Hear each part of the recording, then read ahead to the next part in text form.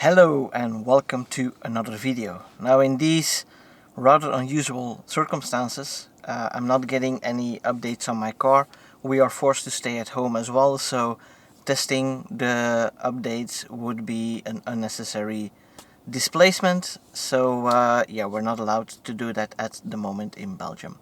But on the other hand, I thought, well, let's do an Ask Me Anything session here, and I got a few very interesting questions, and at the end I'll be giving away this specific hoodie, which is it's not from Tesla itself, but it is a nice Tesla branded hoodie with red and black gradient and a nice big Tesla logo at the back. So for any Tesla enthusiasts, this is a really nice hoodie. So make sure you stay tuned until the end of the video, where I will unveil the actual winner. Now let's dive into the questions. Now the first question comes from Martin O'Rourke, and he's asking, what in your view is delaying the necessary regulation to avoid or to allow FSD to be utilized as per the US? Is it lobbying for any particular group/country, or is it overcautious decision makers? Now, I was expecting a question like this because it seems like I'm more or less the only one that follows the UN ECE regulations in depth. But yeah, it's rather difficult to say because I'm not involved in the actual talks. So it's really difficult to say what is really involved. I know that there is a big conspiracy theory that the head of the UN ECE's transport department is Mr. Guichard. He's a former Mercedes employee, which doesn't really help with the conspiracy theory. And of course, people are thinking that the Germans are holding everything back with regards to autopilot, so they can say that their system is as good as Tesla's, which it clearly isn't. I'm not sure how to respond to that. I think it's a possibility that there is some lobbying going on. Definitely, because the people from Nissan, they have a ProPilot 2 system, and they are also complaining about being held back in the development of autopilot and their ProPilot 2 system. A second point is that Europe is not really at the forefront of autonomous driving, and indeed people are being overly cautious and governments are being overly cautious. It's a little bit different in the approach as in the US, and in the US it's more like better to ask forgiveness than permission.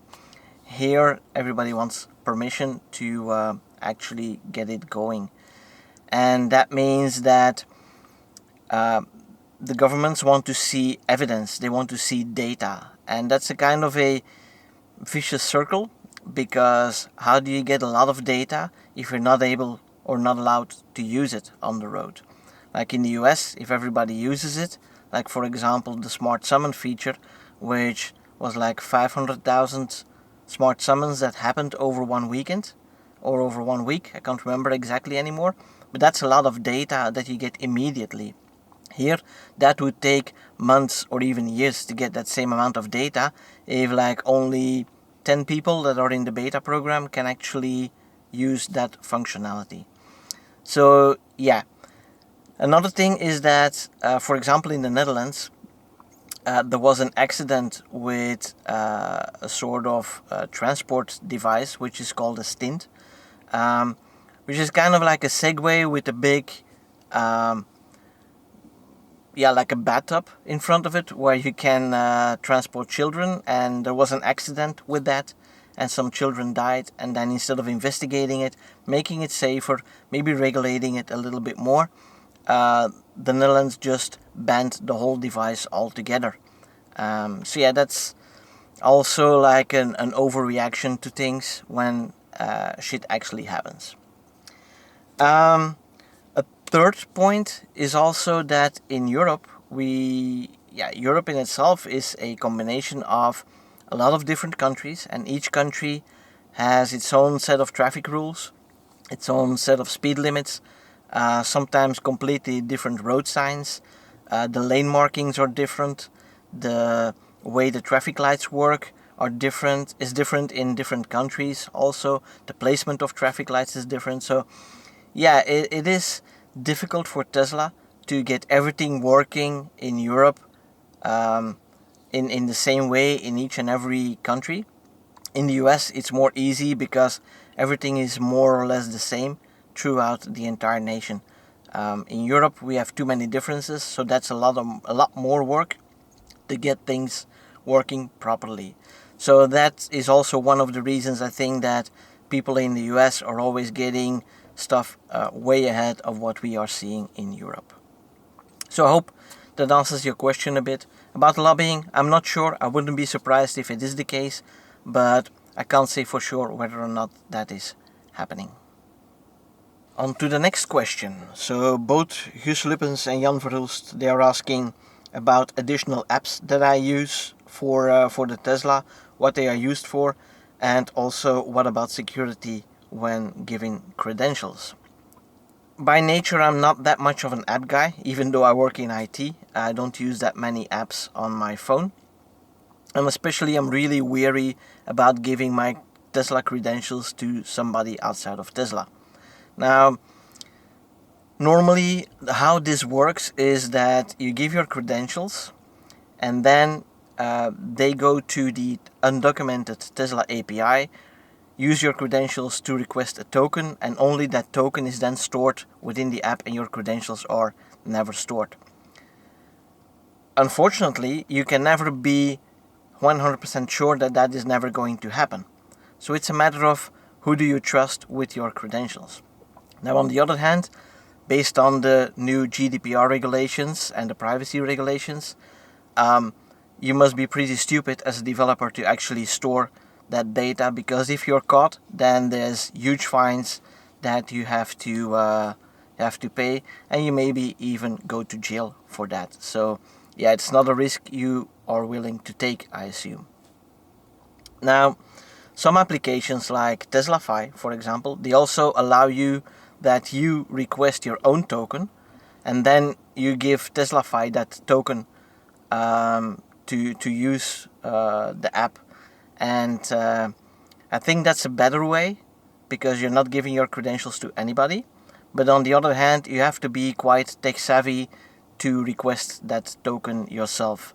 So most applications, they just do it for you, and then it's a matter of who do you trust. So far, I've used 3 applications on the car and a 4th one that I use regularly, but that's not strictly Tesla related. So the first one was Visible Tesla. Now, Visible Tesla was a real developer app. It was a Java application. It was difficult to install, and it is also not being maintained anymore, so I stopped using it altogether. But it was handy before to precondition your car on a weekly basis or on a daily basis during the week. You could schedule the preconditioning there, which we have now with the depart at feature when you use the scheduled charging. But you could precondition it also manually without the car being plugged in if you want to. Now, that was one of the main reasons why I used that application. It gave you some insight on the state of charge, on your consumption on a drive. You could log trips in there as well, but I never really did that because I was not interested in that data at that point. So, as I said, all in all, I stopped using that specific application. The second one is TeslaApp, and I just started using that very recently. So this is an application. It's only a mobile application. A desktop version is supposed to come later on. But it is co-created by Ben Sullins. Now, many of you will know Ben Sullins from Teslanomics. He's a data scientist, and he uses his skills and his experience to gather some very interesting data and to present that data. Now, what I really like about this app is that it is really professionally done, and there's a lot of data that you can get from it in a very easy way. So to compare, I've also looked at the Teslafy app, and I know a lot of people are using that specific app. It's nice if you only are interested in the data and you're nerdy enough to dig into that, because it's a bunch of tables and just too much data on a single screen. For me, it's not user friendly, in my opinion. Whereas the Tesla application, it is developed with the user in mind. It is really easy to see the data, and it gives you the data that you could actually be interested in, and some unique features. So let me put a couple of screenshots on screen here, and let's go over a little bit of what the app actually does. So if I look at my phone right now, I can see that I have 213 kilometers left. I'm parked. I can unlock the car. I can preheat the car just like the Tesla app does. And if I go further down, then I can see, since I've unplugged, the car has been used 2 days, 15 hours and 45 minutes, and I've only driven 62.3 kilometers, which is obvious since we all need to stay at home here. Now, what is interesting is that if you swipe to the left on that time, you have a couple of other screens, but one cool screen there is, it shows you the efficiency. So I have a low efficiency for 94 kilometers, which of course is obvious because I've been driving only a few times and only short distances. So the car needs to heat up, the battery needs to heat up. It's very low efficiency. Like 7 kilometers on medium efficiency and 3 kilometers on high efficiency. I don't know exactly where the limits are for these efficiency levels, but I mean, it's obvious that with short trips, cold weather, then you have low efficiency. The phantom drain, that is also interesting to see. So I already lost 40 kilometers of range purely on phantom drain. That means, like right now, when I'm sitting still and I'm not driving, but the air conditioning or the heating is working, or the car is sitting there overnight. Which brings me to another point about using apps like these. These apps are constantly pulling your car, so they will keep your car awake for longer. The Tesla application has a setting where it will actually detect whether or not the car wants to try to go to sleep, and then it will prompt you, hey, if you use the app, like, hey, the car intends to go to sleep, do you want to allow it or do you want to keep it awake? If you're using apps that are constantly pulling the car, you're going to have more phantom drain. That is only natural, and it's a trade-off of the data that you want to have. Now below that, you also have the range added versus range used.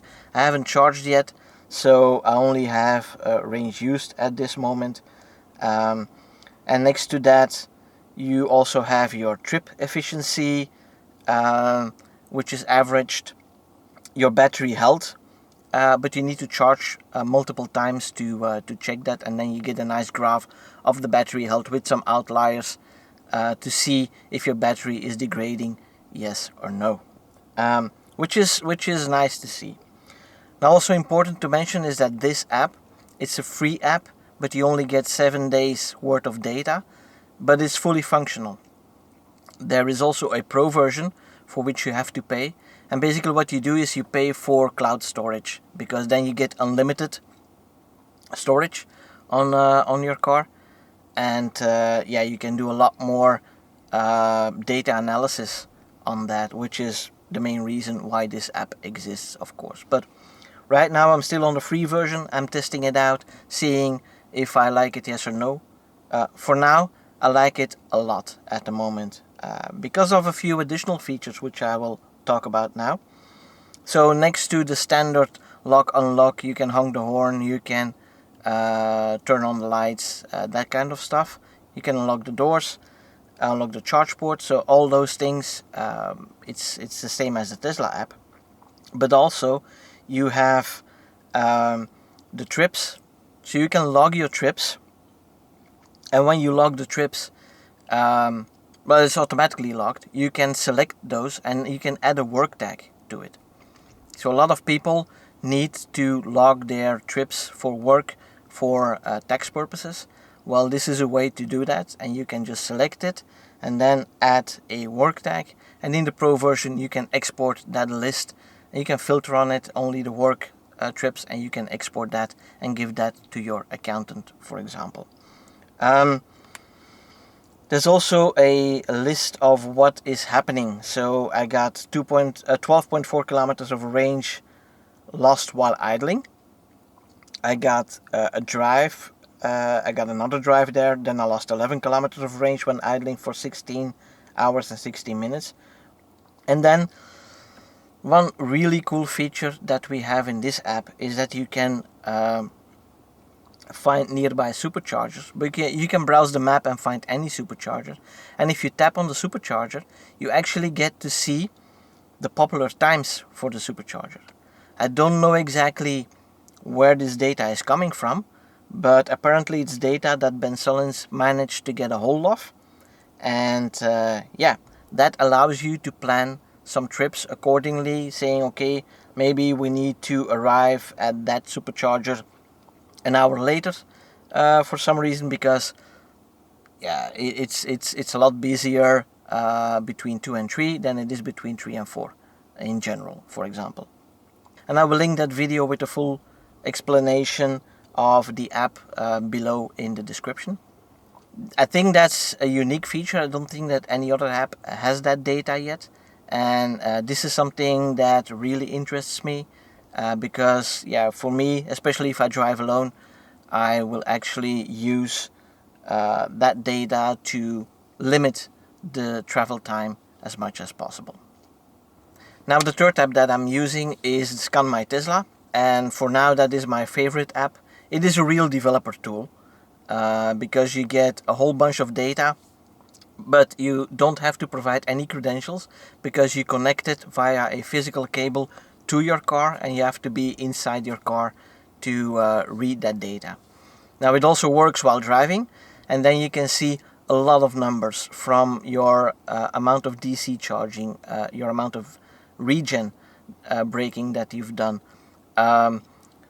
what the torque split difference is between the front and the rear motor, what the temperature is of the stator in the motors, what the voltage is for each battery cell in your battery pack. So there's a whole lot of data. It takes a while to figure out what all the data means and how it's correlated and everything, but it's very interesting to see if you're driving fast, how quickly is the battery temperature going up, is the battery preconditioning while you're driving to the supercharger, is the cooling running efficiently, how hot are the engines, or sorry, the motors, I shouldn't say engines, so how hot are they, and all that affects your performance, and all that gathers you data.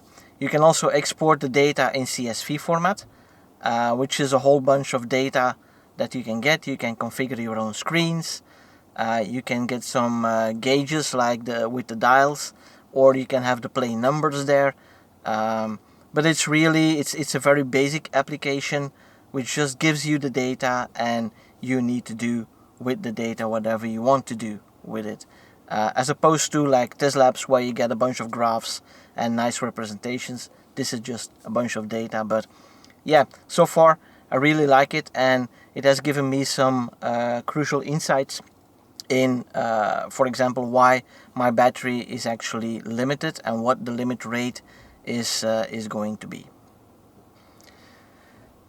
Now the fourth application, and this is a really nerdy one, is Windy. Now with Windy, you actually have a live view of the wind speeds at your location and the wind direction. Now if I'm traveling alone and I want to gamify a little bit my trip and see how quickly can I get there, how can I drive there with the lowest state of charge and the lowest amount of charging, then I will use that app. So for example, if I get a headwind, then I will charge more than what the Tesla will recommend. Now if I have a tailwind, I will leave a lot earlier than what Tesla says. And yeah, I'm not doing that with the family and the kids in the car. Then travel is more relaxed. If I would do that, I think my wife would kill me. Um, but yeah, it's like interesting information, because the headwind is actually influencing the consumption a lot.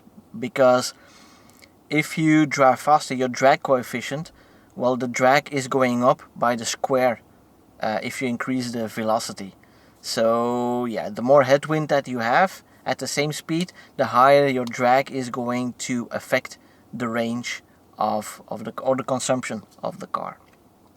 The next question comes from Bob Brown.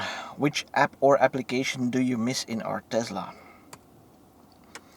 I think a lot of people would like me to say Waze, but I'm not a huge fan of Waze, in the sense that I'm quite happy with the Tesla navigation.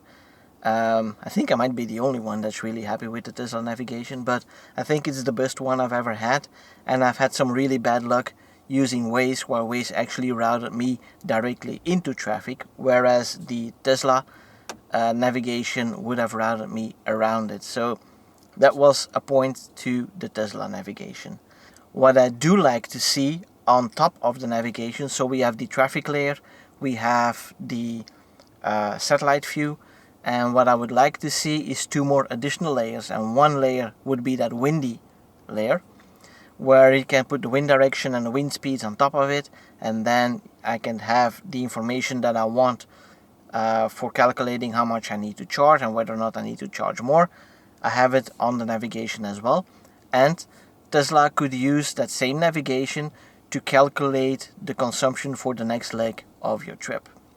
So that would be cool to see that. A second layer would be an app that we have in Belgium, which is called Buien Alarm, which is like a rain radar, and that's giving you the precipitation on a map, right, with a forecast like 3-4 hours ahead.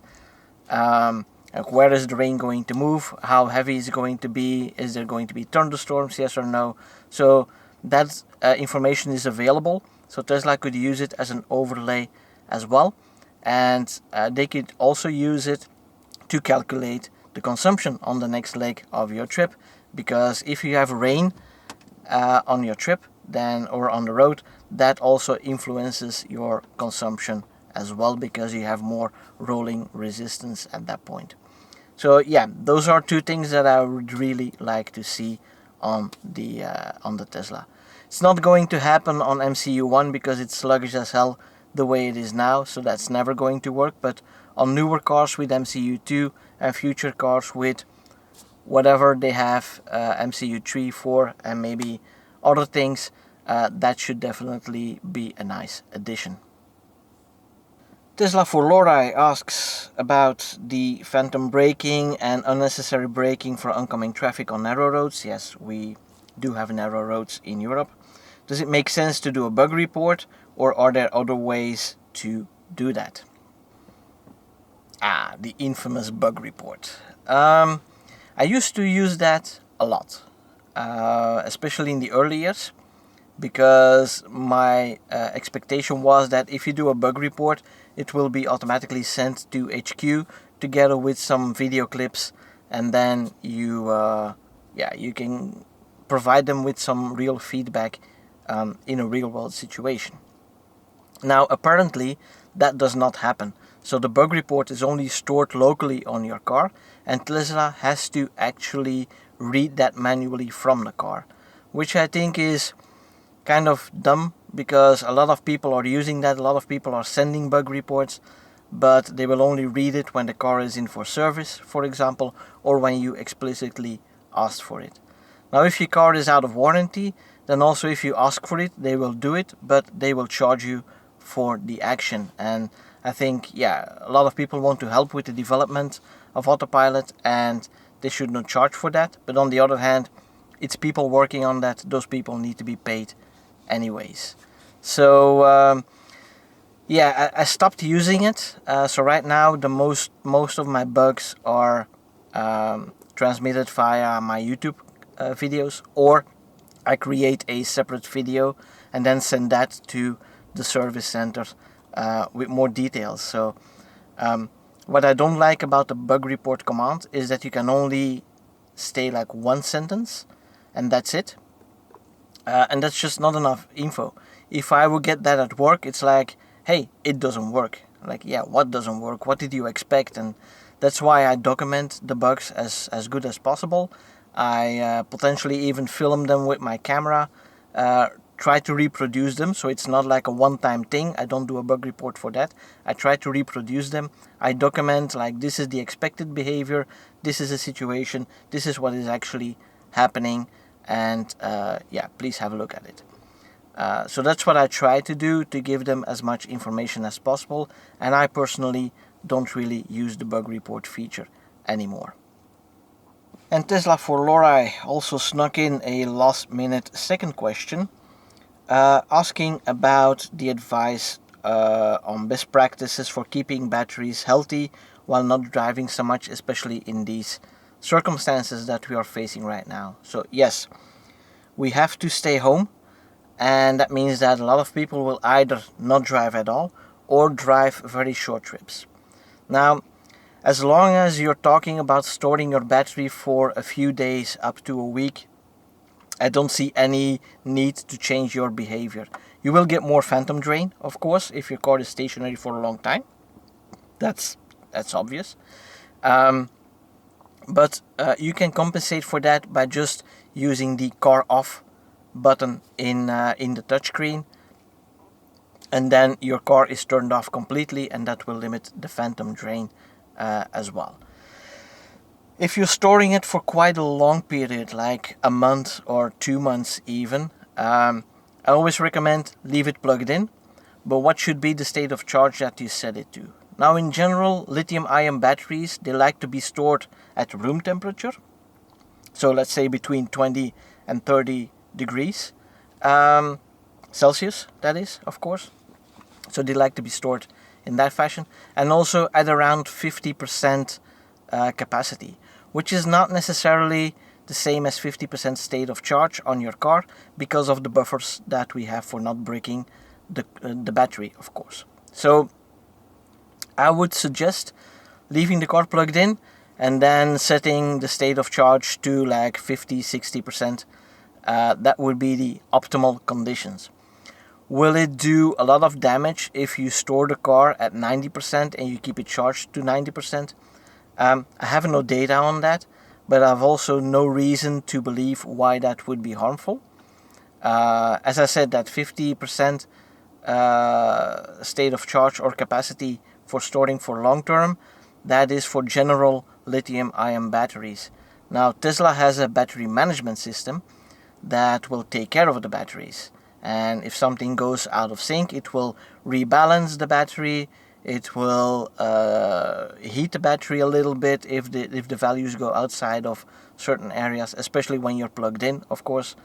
So yeah, for me, I wouldn't care about it too much. But if you really want the optimal conditions, putting your car inside a garage where it's warmer than outside during winter, and setting between 50 and 60%. But the most important thing to remember is that the Tesla will take care of the Tesla. Now the last question comes from Walt Peters. If you could meet Elon Musk and ask him one question, what would it be? Walt, you have given me a very tough question, because there are so many questions you can ask. Should I ask him about full self-drive? Should I ask him about regulations? Maybe something about SpaceX? Maybe about the Roadster? What's happening with that? So a lot of questions, a lot of interesting questions, but also a lot of those questions about Tesla, especially, have been asked already and have been done by other interviews. So for me, I would, if I could have one question with an action attached to it that would be followed up, I would say, could I follow you around for a week? Just shadow Elon Musk for an entire week, go with him to all his meetings, all his talks with the engineers, all his decision-making processes, the talks with the people on the work floor, just in general, how does he operate and how does he get the things done the way they are done. And I think I would learn a great deal from that, and hopefully I would be able to apply some of that to myself, and yeah, I would be able to improve myself as a leader, as a manager more, and that would be awesome. But of course, that would be a big gamble as a question, because what are chances that he would actually say yes to that one? So as a backup question that would only get a verbal answer and not really an action attached to it, I would ask him, what are the biggest lessons learned from the adventures with running Tesla and SpaceX, and how does that affect the way he does things now, and how would he do things differently? Well, those are actually 3 questions, but I'd combine that in one. So how does Elon Musk apply continuous learning to himself? You've done things, you've tried things, you've failed at things. How did you improve, and what are the biggest lessons learned? I think that would be my question. Alright, so that was the final question, and with that final question, what you have got me thinking quite a bit, so you deserve to win that hoodie. So send me a message and we'll arrange that hoodie being sent your way. And now I have another question for you guys, and if you would please comment below this video, what is it that you would like to see more of in this channel? What are you missing in the channel? Are there specific videos that you guys would like to see, you'd like to see me cover? Please leave it in a comment. That way I can improve the channel to tailor it more to what you guys are expecting. But also I'd appreciate any feedback that you have. So yeah, that looks like a win-win situation to me then. And as always, if you like the video, please give it a thumbs up and don't forget to subscribe using that button down there, and make sure you click that little bell icon so you don't miss out on any new videos. And for now, thanks for watching. See you guys in the next one. Bye bye.